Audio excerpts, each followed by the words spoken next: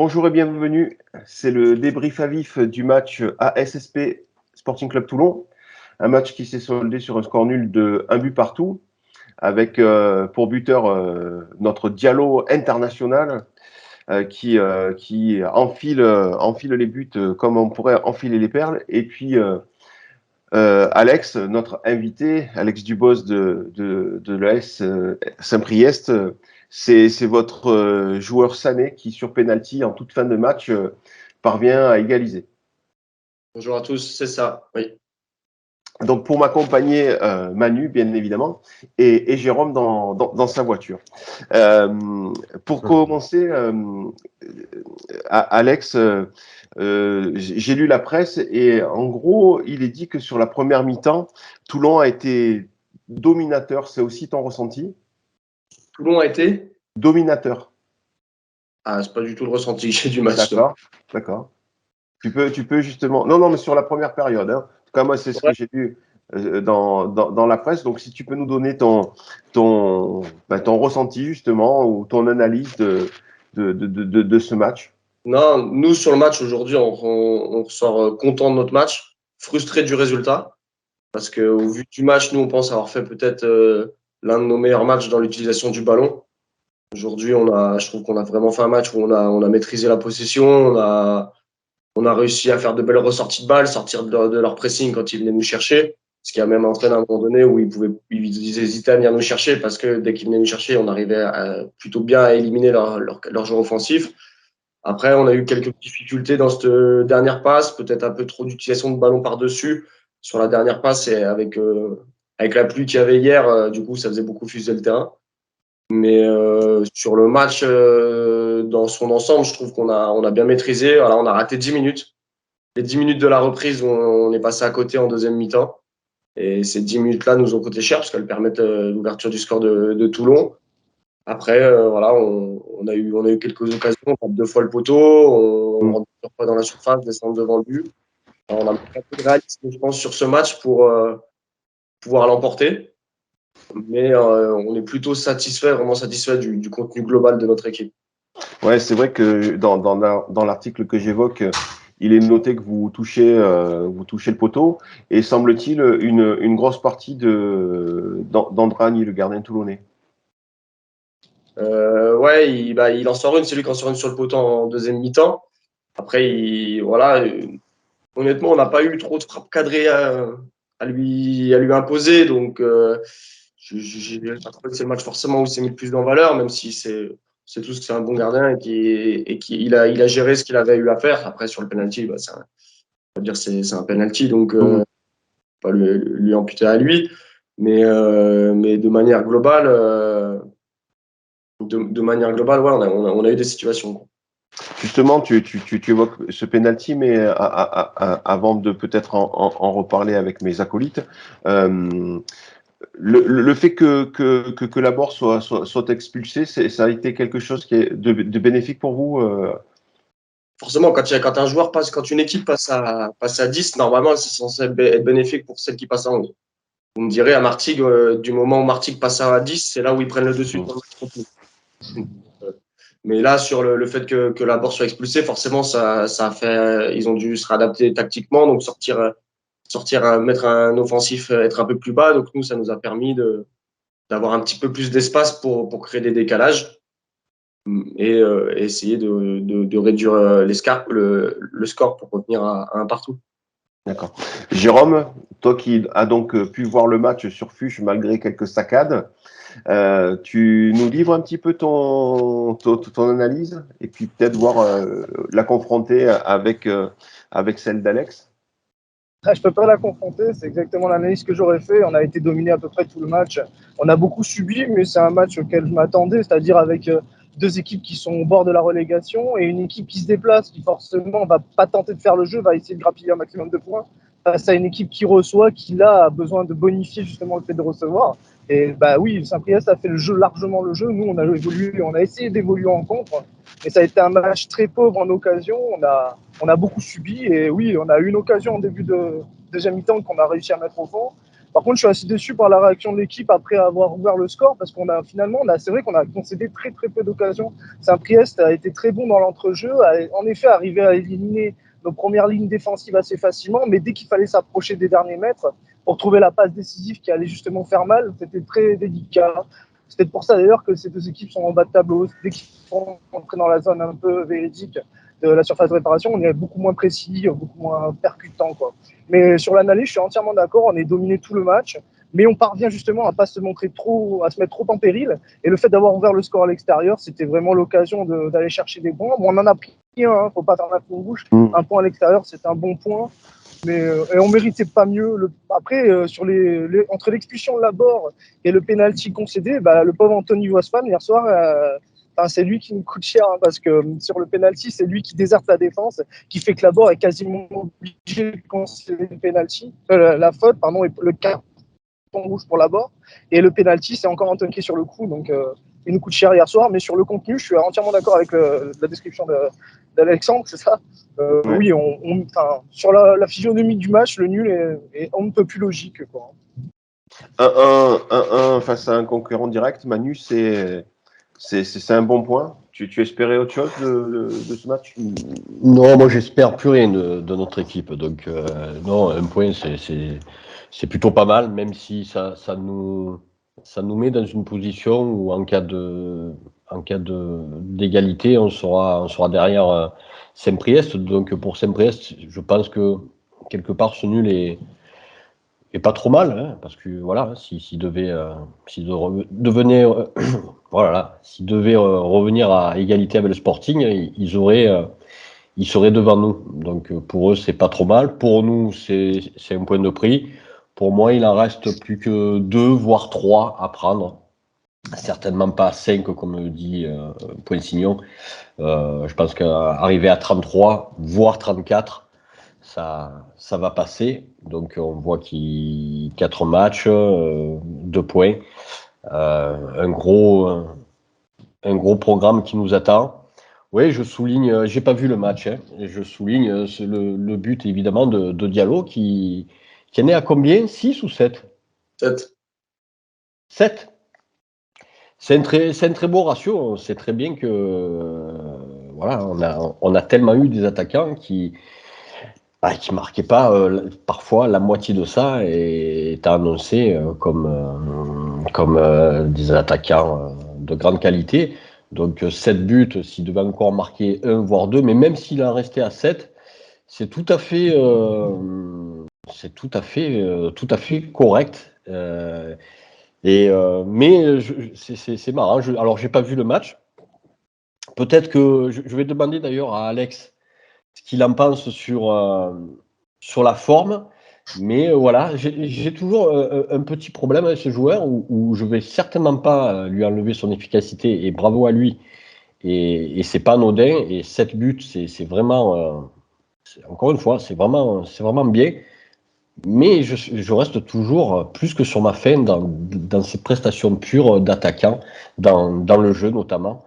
Et voilà, j'ai cette espèce d'ambivalence là, Sonelia. Mais en attendant, bravo à lui parce que voilà, hier il nous permet de revenir avec un point de Saint-Priest qui était un déplacement délicat à appréhender. Donc ouais, je vais en profiter pour Interroger Alex par rapport à Diallo, l'impression qu'il lui fait, je sais pas. Nous, par exemple, sur les joueurs à suivre de Toulon, on l'avait noté. Diallo, qui était un joueur à suivre ces derniers temps parce qu'il est efficace. Aujourd'hui, je me rappelle au match aller où quand on l'a joué, on avait entendu beaucoup de critiques sur lui, comme quoi il n'était pas efficace, comme quoi il devrait sortir du groupe. C'est un joueur qui vient directement d'Afrique. L'adaptation est toujours difficile. Il y a toujours un temps d'adaptation qui est nécessaire parce qu'il y a un changement tactique, il y a un changement d'engagement sur le terrain qui n'est pas forcément le même, de qualité de pelouse qui n'est pas forcément la même, etc. Il y a toujours besoin d'une adaptation, de toute façon, que ce soit d'Afrique à l'Europe, même quand vous voyez des joueurs qui changent de France à l'Angleterre ou des choses comme ça, il y a toujours besoin d'adaptation. Aujourd'hui, je trouve déjà, il joue un peu plus côté. Il me semble qu'il jouait plus en pointe en début de saison. Ouais. Oui, là, c'était un 4-3-3 et il était ce côté. Ouais. que c'est un joueur qui a une qualité de vitesse quand même, de percussion intéressante. Aujourd'hui, voilà, un super appel sur le but qui nous met en difficulté dans la profondeur, ça va vite. Il est plutôt adroit parce qu'il est assez loin sur le petit piqué qu'il fait et je pense pas qu'elle est facile à faire. Je l'ai pas revu encore le but, mais je pense qu'il est pas facile à mettre. Et sur ces derniers matchs, voilà, moi je trouve c'est un joueur qui montre de la détermination aussi sur le terrain, qui met beaucoup d'engagement. Et c'est aussi des joueurs importants dans cette course au maintien. Justement, par rapport, tu évoques le maintien. Saint-Priest, là, depuis la reprise de janvier, semble en bien meilleure forme. Quels ont été les leviers pour vous voir performer, vous permettre de sortir de cette zone de relégation? Déjà, nous, il faut savoir que depuis la 7e journée, on était relégable. Donc, il y a une prise de conscience qui se fait beaucoup plus vite quand on joue le matin, quand on est relégable. Quand on est relégable, plusieurs journées, on prend conscience que la saison va être dure, qu'il va falloir se battre vraiment pour sortir de là. Donc, on va dire à la fin pas des matchs allés, mais à la fin du mois de décembre a été plutôt dur. Et le retour en janvier a été vraiment une remobilisation de tout le monde pour se mettre en mode combat, pour aller chercher ce maintien. Donc, il y a déjà cette prise de conscience.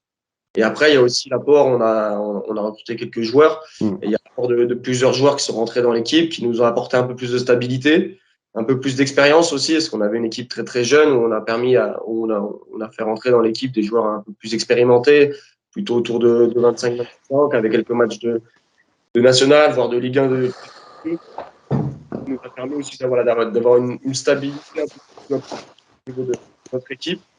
Et après, voilà, ça s'est mis petit à petit en route. Une victoire à Marseille, des défaites sur des matchs retour contre Aubagne, sur un match vraiment, voilà, une défaite où on aurait peut-être mérité nul, une défaite à Jules où on passe à côté. Mais on a réussi à enclencher derrière avec une victoire à Louhans et à essayer de créer des séries positives. Et surtout, nous, au sein du staff, notre tête motive, c'est étant donné qu'on est une équipe très jeune, dès qu'on gagne un match, très vite, ça peut se laisser aller. Et nous, c'est vraiment garder cette intensité à l'entraînement, toujours pas mettre les joueurs sous pression, mais toujours leur faire comprendre que voilà, nous, on sait que le temps qu'il n'y aura pas 34, 35 points, il n'y aura pas de maintien. Justement. C'était l'objectif? Oui, pardon. L'objectif de Saint-Priest cette saison, le maintien ou pas forcément? C'est quoi? L'objectif de Saint-Priest, c'est en début de saison, c'est d'essayer de figurer le plus haut possible. Voilà, d'essayer le plus haut possible. Maintenant, nous, au sein du staff, c'est vrai qu'en étant l'un des plus petits buteurs de la poule, on joue forcément le maintien. Ce qui est logique, le championnat de National 2 se professionnalise de plus en plus. Il y a de plus en plus d'argent dans le National 2. Des joueurs, aujourd'hui, on voit la plupart des équipes, pour l'équipe de Toulon, la plupart des joueurs, ils ont plus joué en National. Donc, on débute, nous, avec des joueurs, avec beaucoup de jeunes, autour de 21 ans, 22 ans, 23 ans. On va plutôt jouer le maintien que jouer le potentiel montée. Justement, soit toi ou Manu évoquait le fait que le maintien serait peut-être aux alentours des 34 points cette saison. Est-ce que lorsque, par exemple, tu vois les résultats du voisin de la Duchère, tu te dis que ça commence à sentir bon pour Saint-Priest et c'est même le cas pour Toulon? Absolument pas du tout. Nous, il y en a beaucoup qui, après notre victoire justement contre la Duchère et notre victoire contre Monaco, on se disait c'est bon, mais nous on alertait. Attention, si on perd à Martigues, ça gagne dernier, on est relégable. C'est exactement. Ah, on t'entend plus. Ah, on n'entend plus là. Ouais. Même en enchaînant 2 victoires, Ah, voilà. on s'est retrouvé de nouveau relégable. Donc non, pour nous aujourd'hui, on a 29 points. Derrière nous, on a remis un point. On a Monaco à 2 points. On a Monaco à 3 points et la Duchère à 2 points. Donc ça veut dire qu'il y a un mauvais résultat de notre part la semaine prochaine à Fréjus si on est relégable. Donc pour moi, le temps que c'est cette barre on va dire des 33 à 34 points, je pense que ça jouera aussi autour de 33-34, peut-être plus 34 vu les parcours qui restent aux différentes équipes. Tant qu'elle ne sera pas atteinte, on ne pourra pas parler de maintien. Manu ou Jérôme, ou Manu et Jérôme, le fait que Toulon ait pris ce bon point à Saint-Priest, ça vous met en confiance par rapport au maintien ou vous restez prudent, sachant que de grosses affiches nous attendent? Vas-y, Allez. Jérôme. Vas-y, Jérôme. Moi, déjà, par rapport au match à Saint-Priest, il ne faut pas oublier qu'on a Laborde qui vient de prendre un carton rouge. Alors, je ne sais pas si tout va être de retour, mais cette absence, ça va peser quand même, parce que je ne sais pas qui on va mettre derrière à côté de Wassan. Tu sais quand est-ce qu'il revient, Baba? Il me semble qu'il lui reste un match, il avait pris 8, il me semble qu'il lui reste un. Je crois que c'était le 7e contre nous. Voilà, donc, Voilà. Bon, déjà, pour le prochain match, on a une absence d'importante en défense centrale qui va peser lourd. On reçoit Grasse, donc c'est un match à domicile où on est censé engranger des points. Donc, tous les points vont compter et tous les détails aussi. Une absence comme celle de Laborde en défense centrale pouvait compter parce que je me demande avec qui on va jouer derrière. Est-ce qu'il va tenter Bayo, Moulet comme il a fait une autre fois, Poinsignon? Qu'est-ce qu'il va sortir de son chapeau, notre cher coach? On verra bien. Voilà. Manu. moi, je garde en tête cette stat un peu inquiétante des 5 derniers matchs. Donc, ça va être encore une fois les mêmes adversaires qu'on va avoir de Batelli. Ces 5 derniers matchs, et il avait pris 2 points sur ces matchs.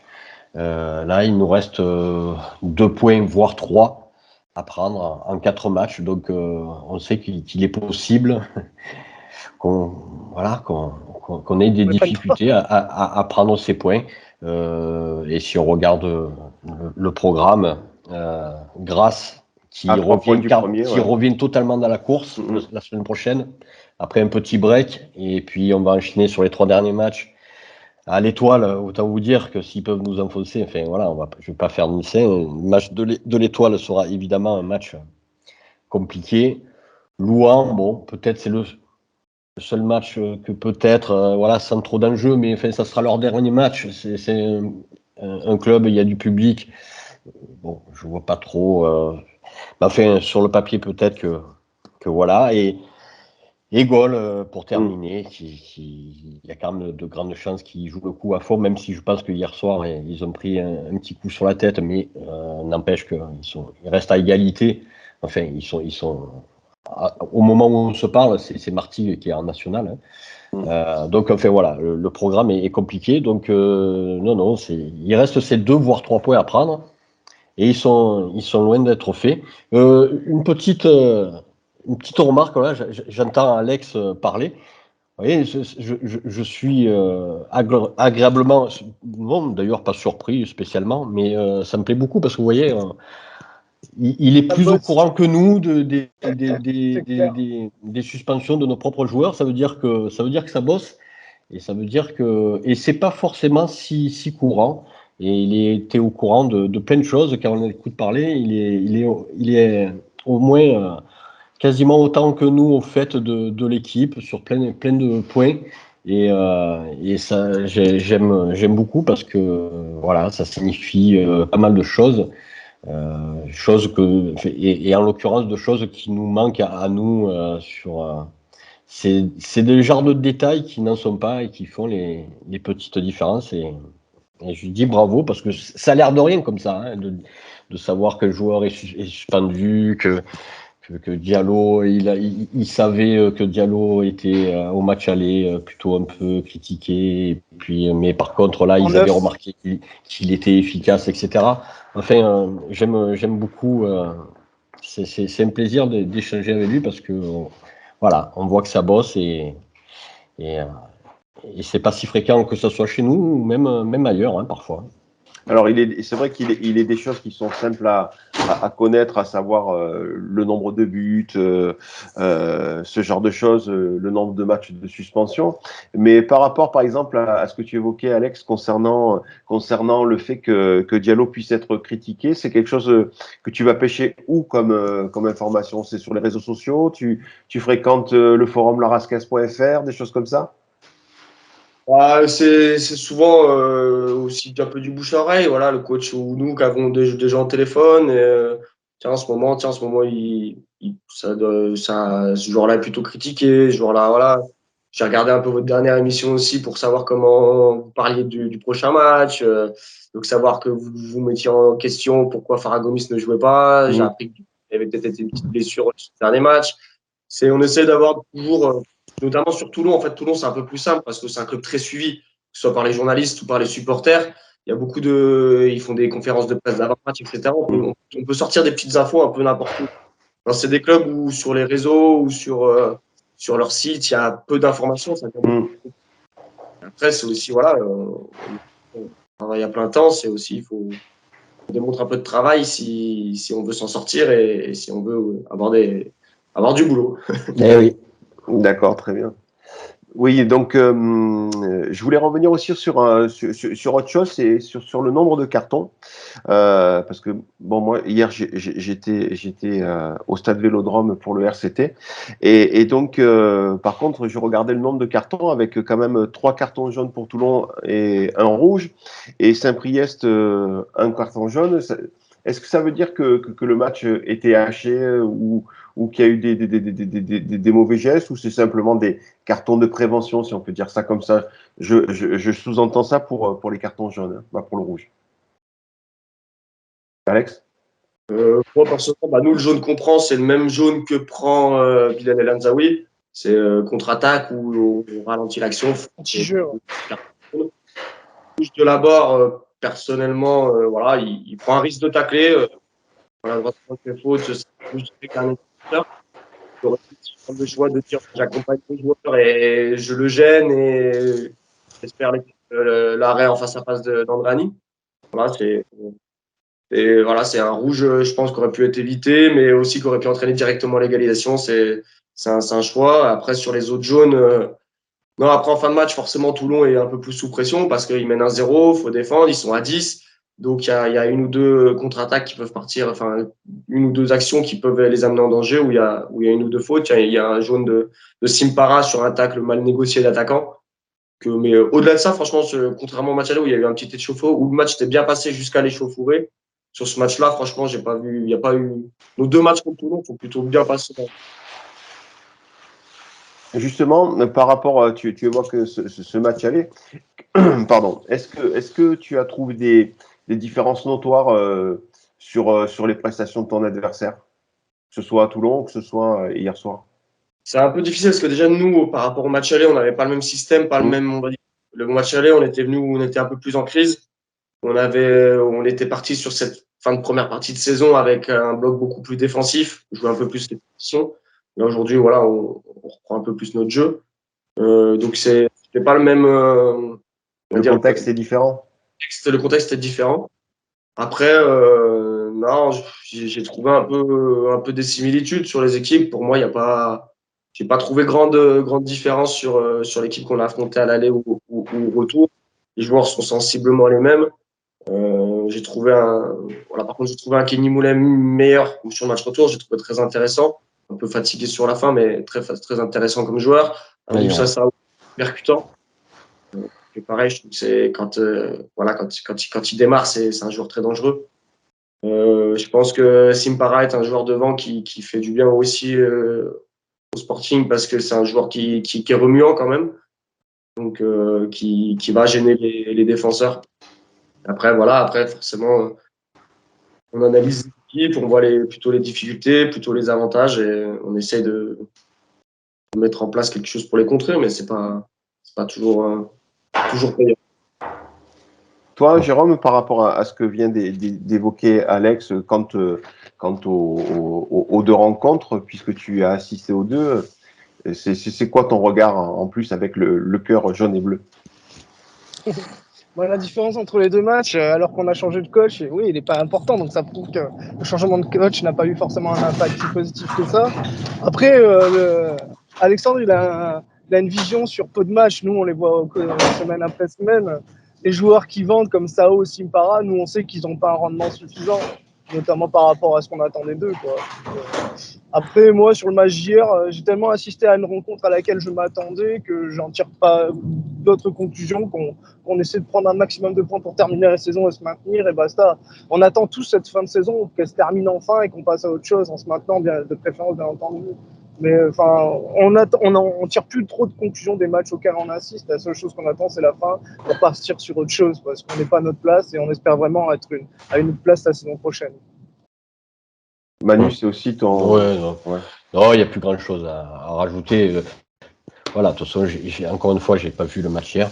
Et donc, c'était important pour moi, par contre, d'avoir Alex. J'avais sollicité Lionel Bas le coach. Il était pas là, mais ça a été avec un plaisir qu'on reprend Alex pour faire ce débrief tous ensemble. Non, il y a plus rien à dire. On n'attend plus rien de cette équipe, si ce n'est qu'elle prenne ses 2-3 derniers points et puis qu'on regarde l'année prochaine. Sans trop spécialement d'espoir d'ailleurs, mais bon, on verra. Mais ouais, vivement qu'elle se termine et après sur la forme, de toute façon, elle y sera plus, la forme. Hein. C'est pas maintenant qu'elle va arriver avec ce coaching, avec ce coach qui me paraissent vraiment dépassé sur beaucoup de points. Alex, avant de terminer, jusqu'au match d'hier soir, les équipes varoises avaient plutôt bien réussi à Saint-Priest, puisque que ce soit l'Étoile ou hier ont gagné chez vous. Tu as le sentiment que la spirale est désormais cassée en ayant fait ce match nul, sachant qu'en plus vous allez à Fréjus la semaine prochaine? C'est une petite question piège par rapport au match de Fréjus de hier, ça. Hein. Non, après, franchement, on n'a réfléchi pas forcément en disant voilà les équipes du Var ou voilà, on sait que les équipes du Sud c'est pas pareil que jouer une équipe plutôt de la région lyonnaise ou plutôt voilà, c'est pas le même état d'esprit, c'est pas le même engagement, c'est pas le même jeu. Après voilà, hier, aujourd'hui, on perd chez nous dans les circonstances un peu compliquées du match. Fréjus, on passe complètement à côté du match aller. Maintenant, voilà, on va à Fréjus qui vient de perdre Arumi, qui vient de se séparer de son coach. On sait que ça va être un match compliqué parce que jouer à Fréjus, c'est jamais facile. Ils vont vouloir justement enrayer, eux, leur série de matchs, on va dire, de leurs 2 défaites de suite. Donc, enfin, nous, on va vite se pencher sur le match, s'appliquer. Et nous, on sait, voilà, aujourd'hui, je vous l'ai dit, on a 29 points. Pour moi, il nous en manque encore 5. Voilà, il nous reste 4 matchs. Où on pourra chercher des points, on ira les chercher. Si jamais on peut ramener un point de Fréjus, ce sera un point. Si par chance on arrive à ramener 3 points, ce sera une super perte de notre part. Mais voilà, on va y aller pour essayer de récupérer des points parce que dans la course au maintien, ils seront extrêmement importants et on veut éviter au maximum de retourner dans cette zone de relégation. Même si on sait que c'est au soir du 28 mai qu'il faut en dehors de cette zone. Ouais. Oui, on a bien connu ça il y a quelques années. Avec le Sporting lorsqu'on évoluait en national. Mon Dieu. Eh oui. Eh oui. Eh oui, bref, c'est l'histoire toute notre histoire de supporters de Toulon. Ouais. Juste pour conclure, Manu et Jérôme, et avant de remercier Alex, votre ressenti, ouais, c'est plus de l'ordre du ressenti que votre pronostic quant au maintien de Toulon, voire de Saint-Priest. Ah, moi, ce match de grâce, il va être très important, hein, évidemment. Bon, je dis une banalité infinie, mais il va être très important. Mais vraiment pour voir si, parce que voilà, hein, maintenant la victoire qui va arriver va nous sauver. Donc ça serait bienvenu, mais vraiment grâce. C'est une équipe alors, difficile à jouer et peut-être plus particulièrement à l'extérieur, enfin quand elle évolue à l'extérieur. Donc et là qu'elle a quand même encore un petit espoir de monter. Bon, on va voir comment. Mais le pronostic en l'état, non, moi je me vois pas spécialement descendre, mais je suis pas totalement rassuré. Il ne reste pas grand chose, mais ça peut paraître énorme quant aux adversaires qu'on va rencontrer, mais je ne veux pas me répéter, c'est un peu... Voilà, on va voir ce match de grâce qui va être intéressant à suivre et après voilà, on est à un mois de l'échéance du championnat. Ouais. Donc, Et toi, Jérôme? Bon, chaque match comptera. Le moindre victoire pourrait nous assurer le maintien, qu'elle arrive le plus tôt possible. Voilà, on verra bien. De toute façon, là, on est spectateur, malheureusement, donc... on attend, on verra. Saint-Priest, j'ai pas trop analysé leur fin de championnat. Je leur souhaite le meilleur aussi. Après, si vous cherchez un joueur offensif à Toulon, il y a Boujama qui est disponible. On l'a recruté cet hiver. Il joue pas, donc renseignez-vous sur lui. C'est un super attaquant. Nous, quand ils sont bons, on les met pas sur le terrain. Donc renseignez-vous sur ce joueur. Voilà. Et je vous souhaite le meilleur pour la fin de championnat. Ok, super. Moi, je suis de l'avis de Manu. Je suis quelque peu. Bon, j'observe en fait. Hein. Je pense que le Sporting, avec ce point à Saint-Priest, a sans doute. Pour moi, ce sera un point fondateur pour le maintien. Et puis pour Saint-Priest, je reste convaincu. Enfin, en tout cas, je mets une pièce sur Saint-Priest pour le maintien. Ça ressemble pas à une équipe qui descend, en tout cas. Ouais, ça, c'est certain. Pour moi, enfin, Ouais. je suis Saint-Priest. Mais Je salue d'ailleurs Sullivan au passage. Voilà, pour poursuivre Saint-Priest sur les réseaux sociaux et pour avoir un petit peu échangé avec lui quelques fois. Voilà, je suis convaincu que c'est un club qui va se maintenir cette saison, comme le Sporting. À l'heure où je vous parle, je pense que ça va se jouer entre Monaco et Marseille. Bon, Marseille est condamné, mais peut-être que ça se jouera entre Rumilly ou la Duchère, mais ouais, j'ai le ils ont sentiment plus. que la Duchère Je voilà, pense que a basculé. En tout cas, sur la dynamique, sur ce qui se passe. Ouais, c'est ça. Ouais, c'est vrai. Voilà. Les deux réserves, plus Urmi ou plutôt la Duchère, mais Ouais, tout à fait. Alexandre, merci beaucoup de ta présence encore une fois, de ta perspicacité et puis de connaître les chiffres que tu nous livres. Merci à Jérôme et Manu. Merci à toutes celles et ceux qui nous ont suivis. On se retrouve la semaine prochaine pour débriefer grâce. Et puis, Alex, bonne chance à l'Étoile la semaine prochaine. Merci beaucoup. Merci. Forza Saint-Priest, surtout à l'Étoile. Salut. Merci.